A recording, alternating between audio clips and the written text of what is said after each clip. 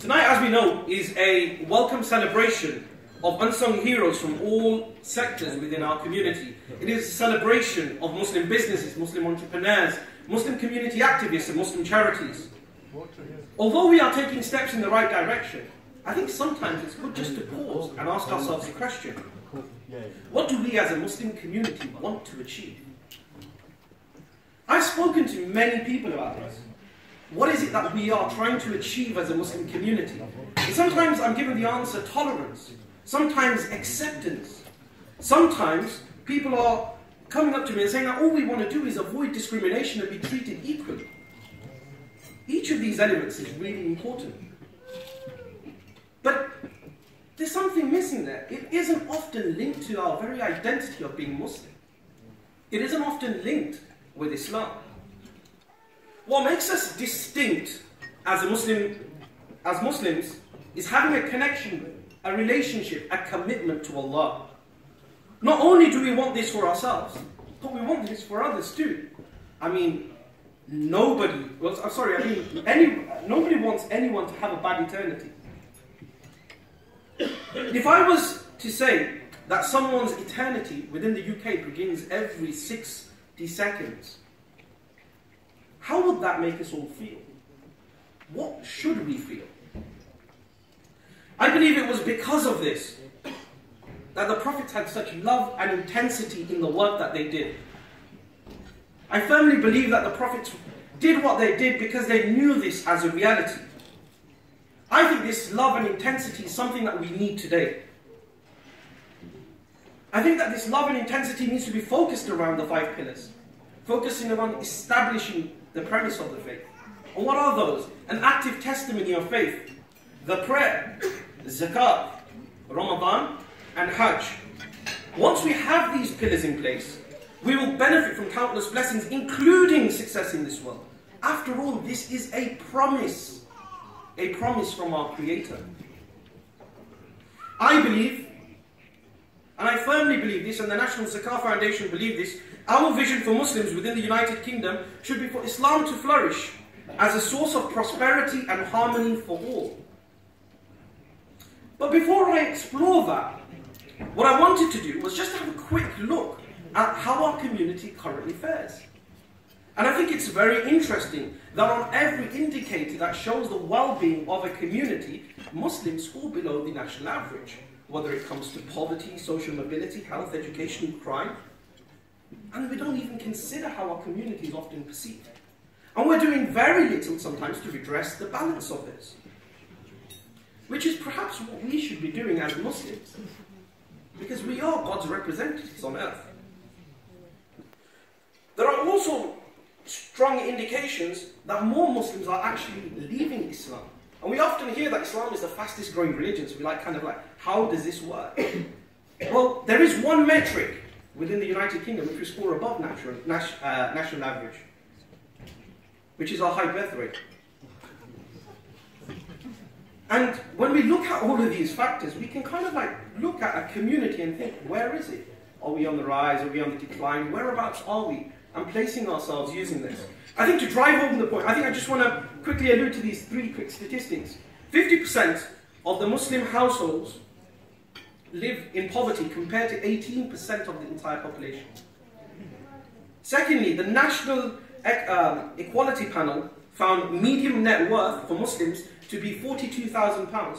For our Abrahamic brothers, the Christians, it was £223,000 and £442,000 for Jewish people. And this is probably the most concerning of all of these. 61% of the British public have found a negative view of Muslims, and only 1 in 4 feel positive.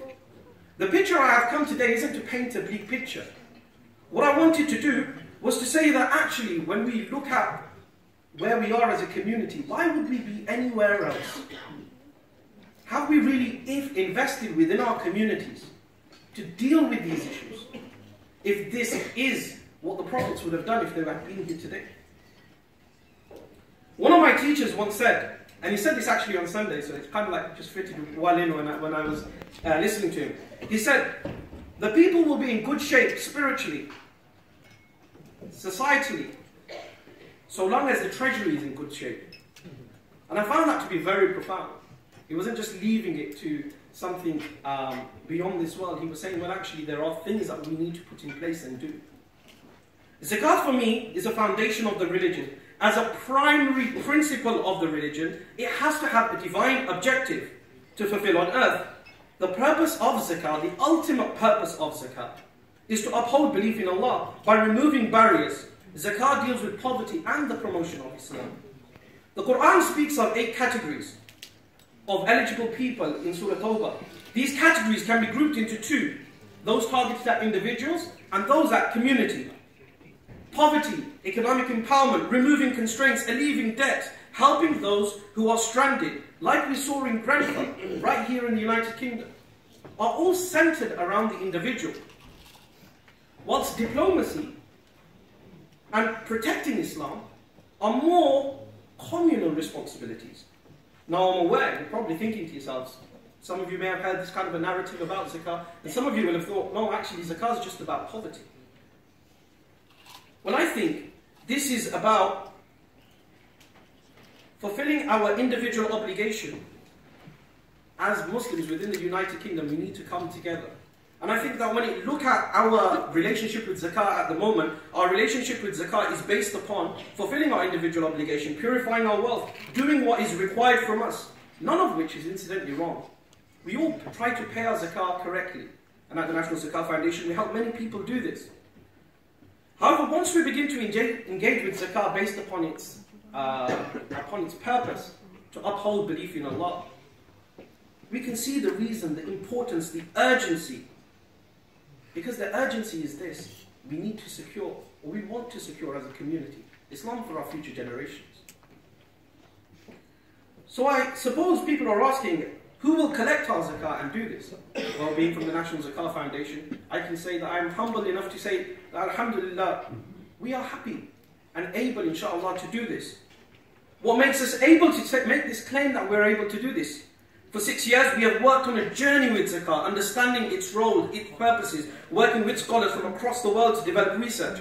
Examples include, we went through the FTSE 100 and went through the FTSE 100 to understand all the zakatable assets that a business may have and they may have to pay on shares. We also worked with zakat on pensions and did some thorough research on that. And finally, we also worked directly with businesses in understanding how they pay zakat and helping them to calculate their zakat in a modern world.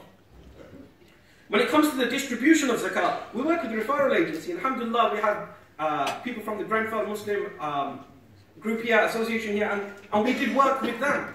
And we worked on that situation when that situation occurred. Our distribution team is based upon the ability to actually react in time, quickly, when it is needed.